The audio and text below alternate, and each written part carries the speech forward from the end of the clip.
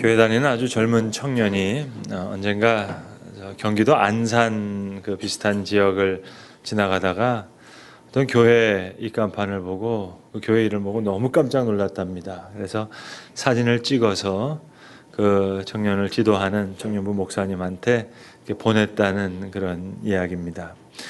1907년도 우리 평양 대부흥 운동이 일어났던 그 교회가 바로 평양 장대현 교회인데요. 이 허름한 건물에 있는 교회 이름이 장대현 교회였던 거예요. 그래서 사진을 찍어서 보내면서 이 젊은 청년은 그 장대현 교회가 그 장대현이 아니라 사람 이름인 줄 알고 목사님 이 교회 아무리 생각해도 이상한 교회 같아요. 장대현이 누군지는 모르겠는데 성은 장씨요 이름이 대현이라는 사람이 어떻게 교회에 자기 이름을 붙여놨냐고 그랬다는 실화가 있습니다. 어느 그 시골 마을에 목회하시는 목사님을 이제 한 분이 이제 지인이 찾아갔습니다.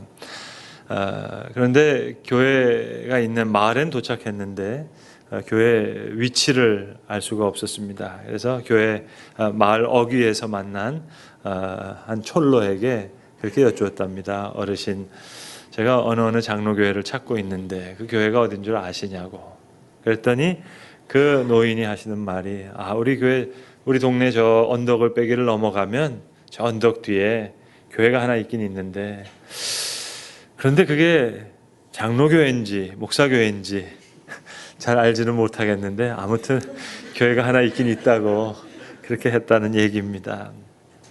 여러분 우스개 얘기지만 때로 우리가 알고 있는 교회에 대한 이해가 이 청년과 이 촐로의 모습처럼 아주 협소할 때가 사실은 많습니다.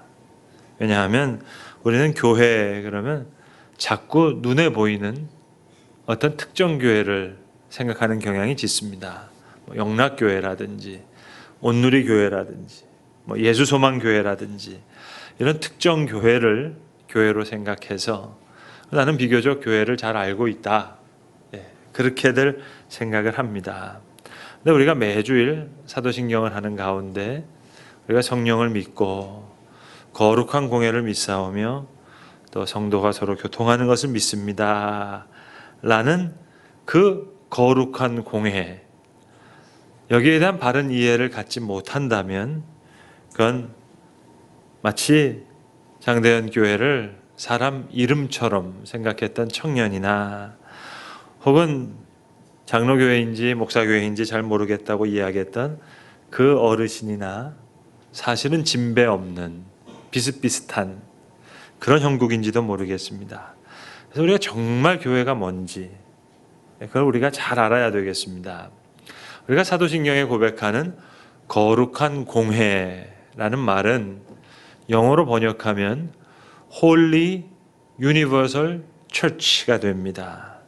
원래 라틴어로는 에클레시아가 교회거든요. 에클레시아 카톨리카 이렇게 번역합니다. 그러니까 Holy Catholic Church라는 말인데 우리는 카톨릭 그러면 자꾸만 구교로 생각해서 혼동하기가 쉽습니다. 근데 원래 카톨릭이란 말은 우주적이라는 말이에요. 보편적이라는 말이에요. 일반적이라는 말입니다. 그래서 공교회라는 뜻입니다. Holy Catholic Church, 거룩한 공교회를 믿습니다. 우리 교회에 속해 있는 개신교는요, 좋은 점도 많지만 몇 가지 단점이 있는데 그 중에 약점 중에 하나가, 우리 개신교의 약점 중에 하나가 너무 개교회 중심으로 묶여있는 개교회주의입니다. 개교회, 각자의 교회를 넘어서지를 잘 못합니다.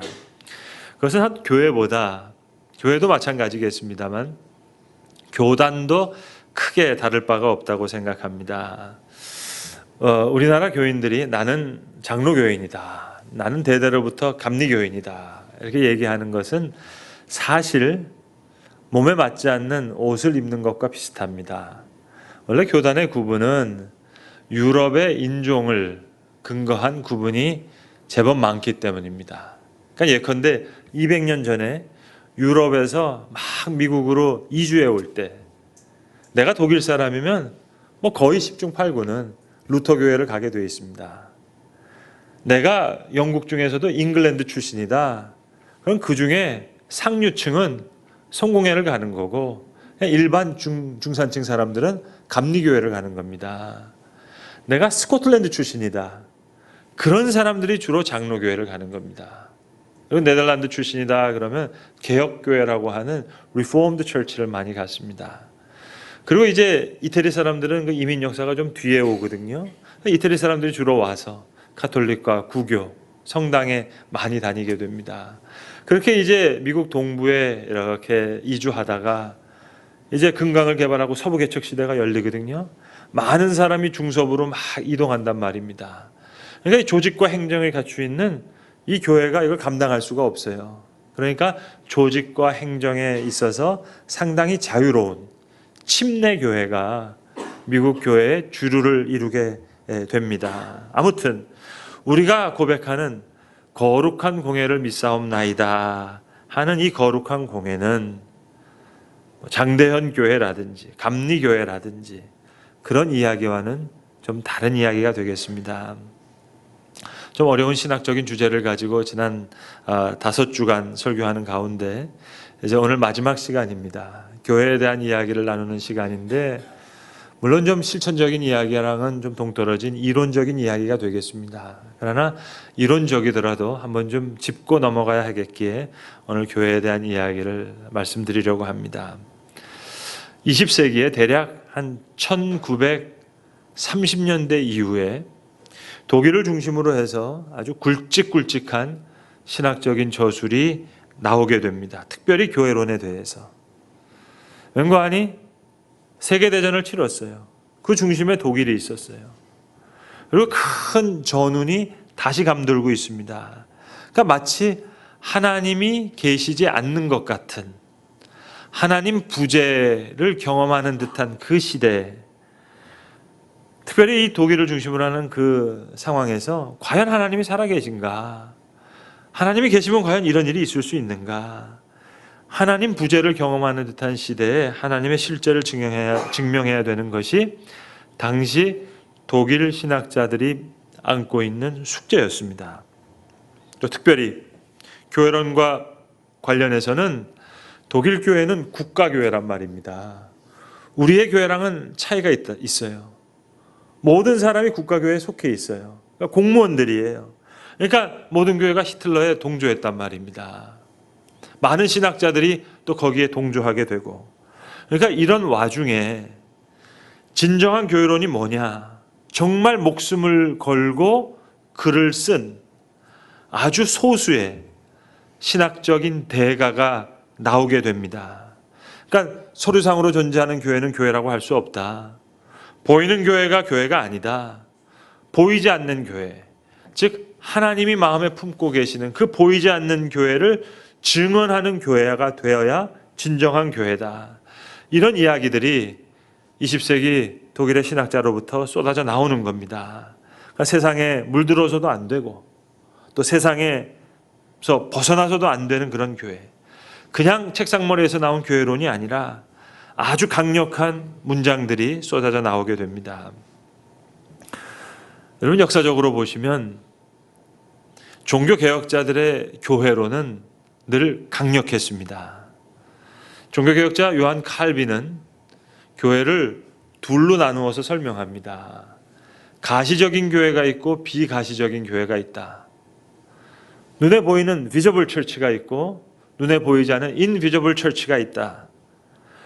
우리 눈에 보이는 교회는 이건 문제가 많은 교회예요. 연약한 교회예요. 불완전한 교회예요.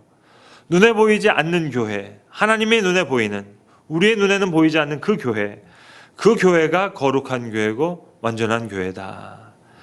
그러니까 사도신경에 우리가 고백하는 거룩한 공예를 믿습니다. 성령을 믿습니다.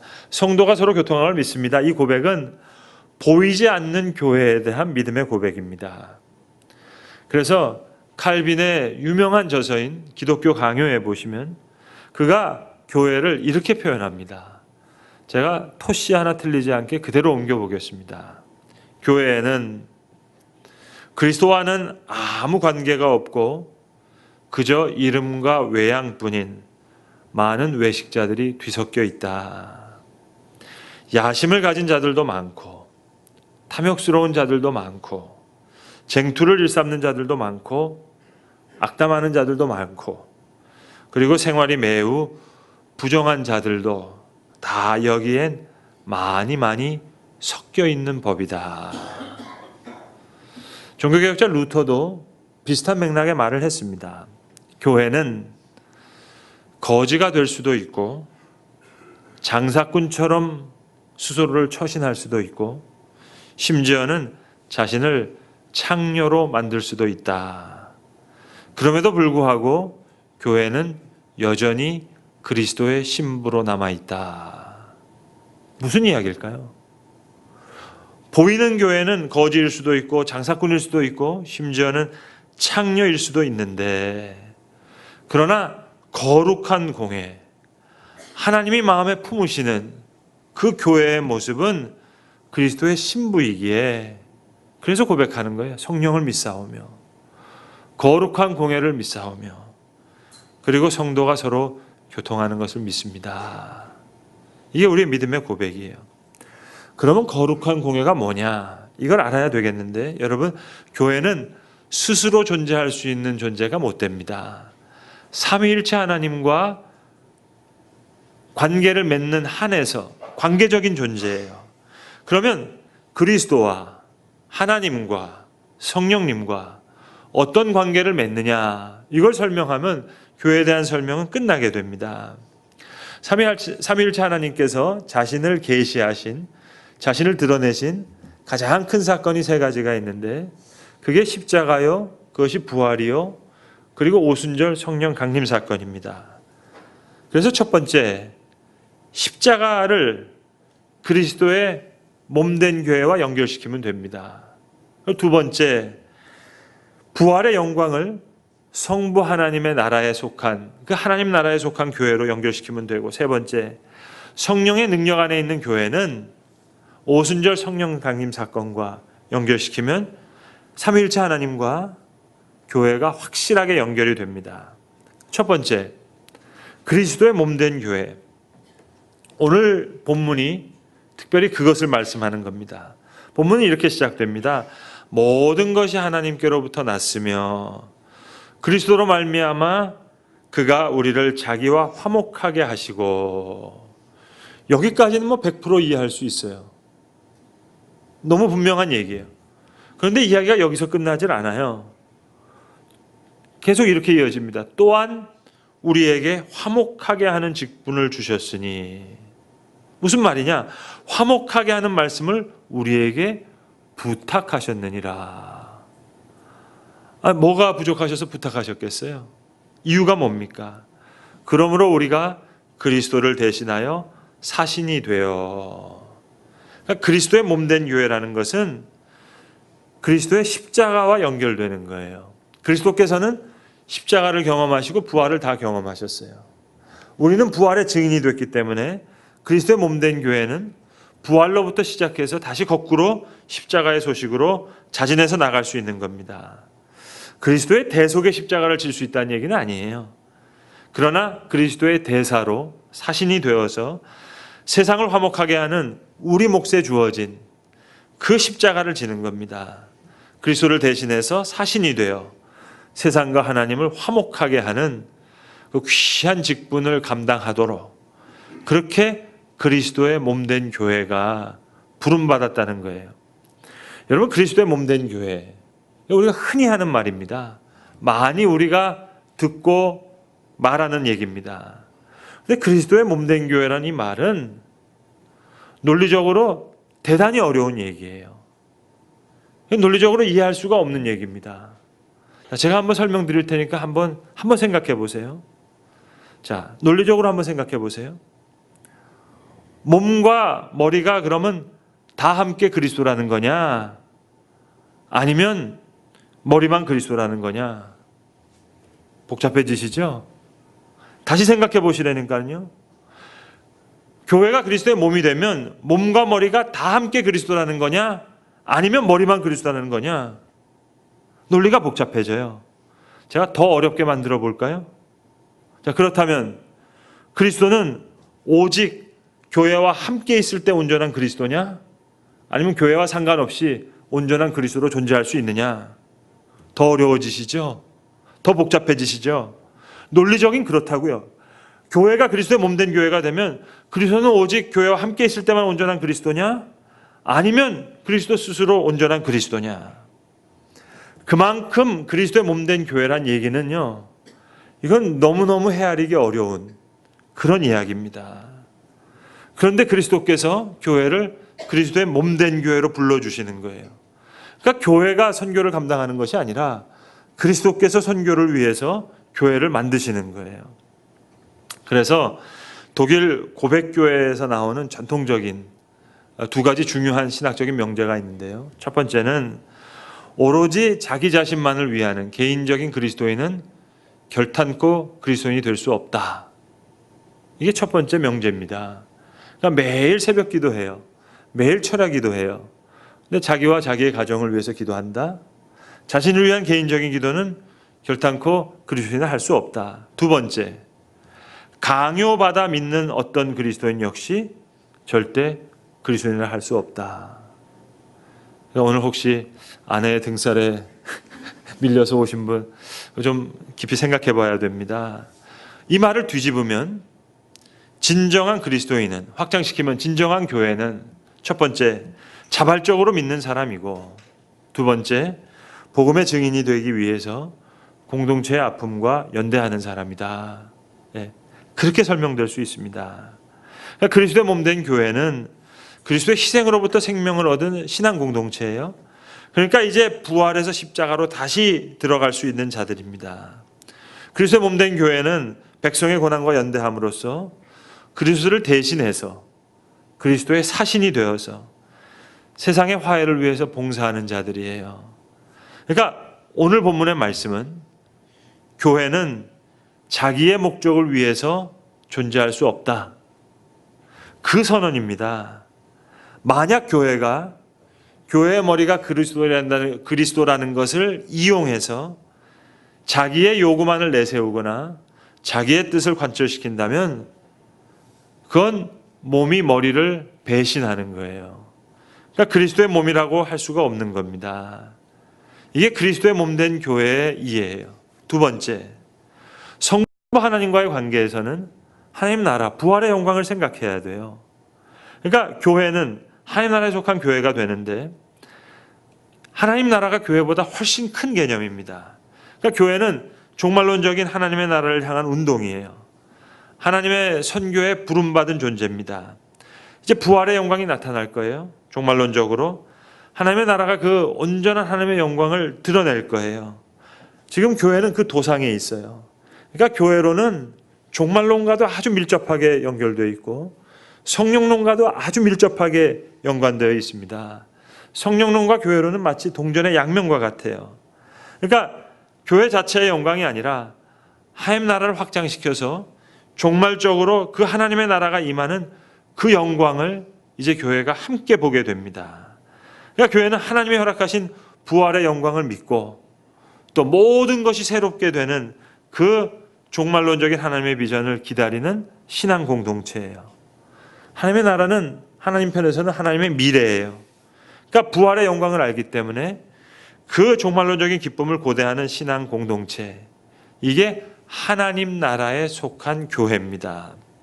그래서 20세기 독일의 국가교회를 비판하는 교회론이 바로 이겁니다. 교회가 하나님 나라에 속한 교회가 되어야 되는데 국가와 권력자의 소리를 들었다는 거죠.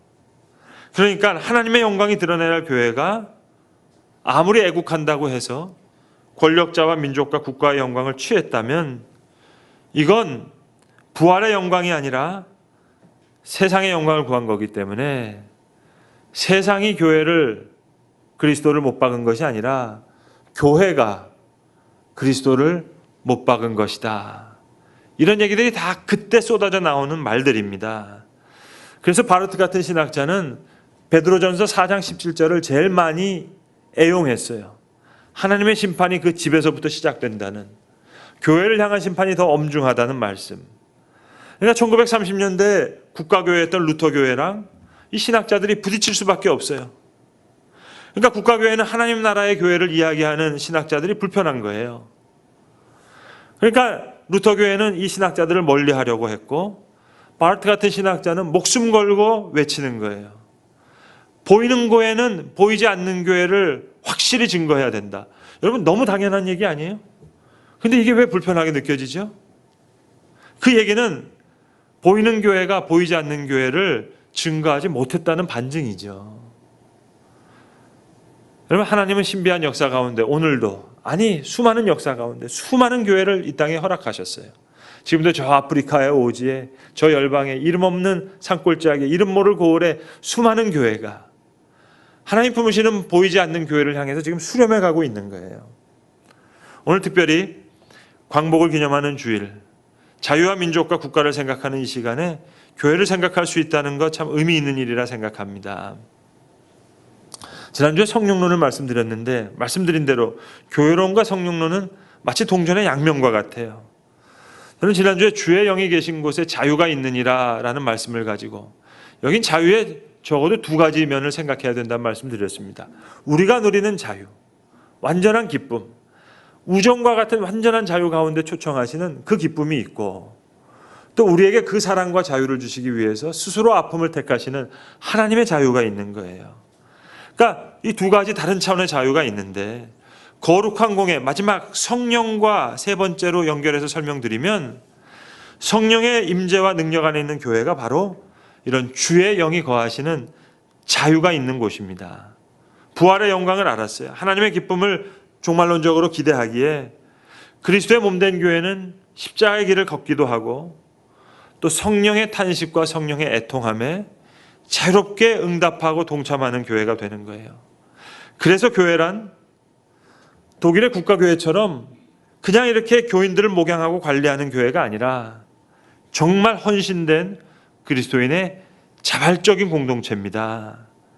그래서 성령의 능력은 항상 교회로 스스로를 넘어서 모든 세계의 고난에까지 하나님의 미래로까지 나아갈 수 있도록 인도해 주시는 거예요.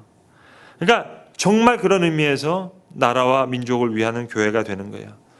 히틀러를 지지했던 그런 국가교회의 잘못된 애국이 아니라, 오늘도 이 사회에는 숨겨진 아픔들이 많아요.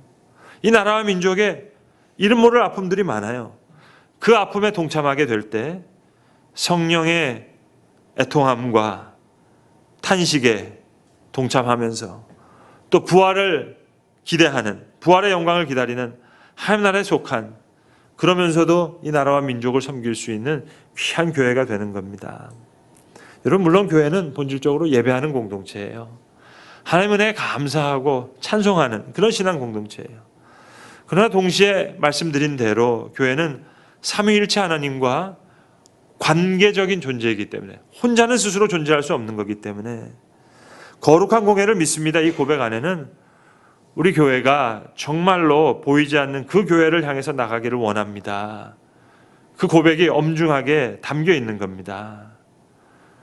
지배하는 자유가 아니라 연대하는 자유를 선택하셨던 삼위일체 하나님의 뒤를 따라서 이제 하나님의 구원의 방편으로 쓰여지고 세상을 자유케 하고 세상과 하나님을 화목케 하는 그 화목과 자유를 위해서 그리스도의 십자가까지도, 또 성령의 애통함과 탄식에까지도 자유롭게 헌신하는 교회가 되는 거예요. 그러한 성령을 믿사오며 그러한 거룩한 공예를 믿사오며 그 일을 위해서 성도가 서로 교통하는 것을 믿사옵나이다. 그 고백입니다. 성도 여러분, 교회를 이제 어떻게 생각하면 좋을까요? 여러분, 송도 예수소망교회를 생각하는 것으로는 죄송하지만 안 되겠습니다. 그렇게 되면 사실은 장대현 교회 보고 놀란 청년과 진배 없습니다. 장로교회인지 목사교회인지 헷갈려 했던 그 촐로와 비슷한 수준이 됩니다. 교회에 대한 이해가 거룩한 공예로까지 확장되어야 됩니다. 우리에게 화목하는 직분을 주셔서 세상을 화목케 하는 말씀을 우리에게 부탁하셨느니라. 그리하여 우리가 그리스도를 대신하여 그리스도의 사신이 되리라. 그리할 때 그리스도의 몸된 교회가 되는 것이고, 든든한 하나님의 나라를 세워가는 튼튼한 교회가 되는 것이고, 또 성령의 애통함과 탄식에까지 자발적으로 참여하는 교회가 되어서 참으로 보이지 않는 진정한 그 교회를 증거할 수 있는, 마치 까만 밤하늘에, 너무 넓디 넓은 밤하늘이에요. 너무 어두워요. 그런데 거기 떠 있는 아주 작고 작은 별처럼 그렇게 캄캄한 밤하늘을 빛내는 작지만 빛을 발할 수 있는 하나의 작은 보이는 교회가 될 것입니다. 기도하겠습니다. 아버지 하나님, 우리가 매주 성령을 믿사오며 거룩한 공회를 믿사오며 성도가 서로 교통하는 것을 믿습니다 라고 고백합니다. 교회에 대한 우리의 이해의 지평을 주님 넓혀 주시옵소서. 그리스도의 몸된 교회로 불러주신 참 헤아릴 길 없는 그 교회에 대한 이해도 갖게 하시고, 부활의 영광을 가지고 있는 하나님 나라에 속한 교회로 든든한 하나님의 나라를 세워가는 튼튼한 교회 되게 하시고, 성령의 동안과 탄식에까지도 자발적으로 참여할 수 있는 그런 교회가 되게 하여 주셔서 참으로 보이지 않는 진정한 교회를 올바로 증거할 수 있는, 밤하늘에 떠있는 작은 별처럼 그렇게 빛나는 그런 작은 하나의 보이는 교회가 되게 하여 주시옵소서. 우리 주 예수 그리스도의 이름으로 기도합니다. 아멘.